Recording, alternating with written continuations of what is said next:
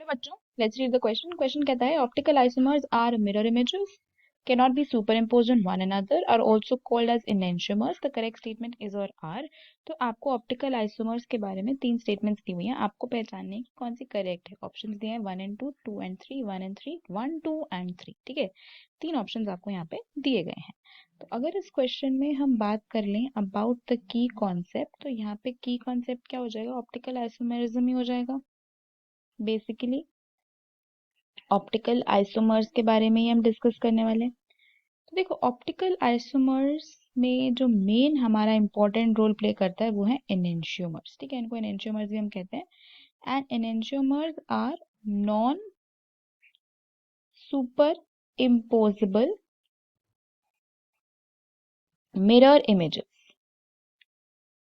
अब अगर हमें देखना है कि ऑप्टिकल आइसोमरिज्म किसी कंपाउंड में है या नहीं है, उसके लिए हम क्या देखते हैं, हम चार चीजें देखते हैं। Plane of symmetry, centre of symmetry, axis of symmetry और एक ऑल्टरनेट एक्सिस ऑफ सिमेट्री। इनको बोला जाता है एलिमेंट्स ऑफ सिमेट्री। अगर किसी कोऑर्डिनेशन कंपाउंड की ही बात कर लें, तो अगर उस कोऑर्डिनेशन कंपाउंड में इन चारों एलिमेंट्स ऑफ सिमेट्री में से कोई भी एक एलिमेंट ऑफ सिमेट्री प्रेजेंट होगा अगर, तो ऑप्टिकल आइसोमेरिज्म नहीं शो होगा।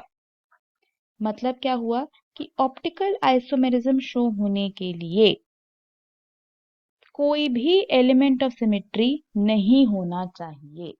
ठीक है, this is what the introduction of optical isomerism is. तो एक एग्जांपल भी देख लेते हैं इसका।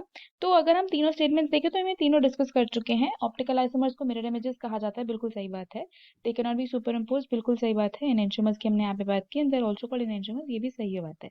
तो एक्चुअली में ये तीनों ही स्टेटमेंट सही हैं।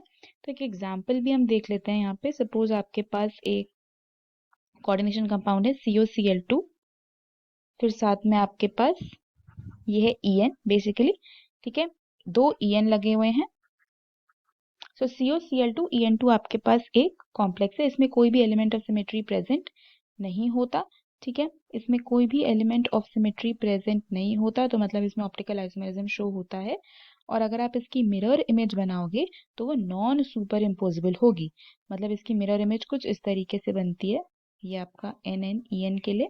ठीक है, यहाँ पे Cl हो जाएगा, फिर यहाँ पे Cl होगा, फिर यहाँ पे N और N होगा।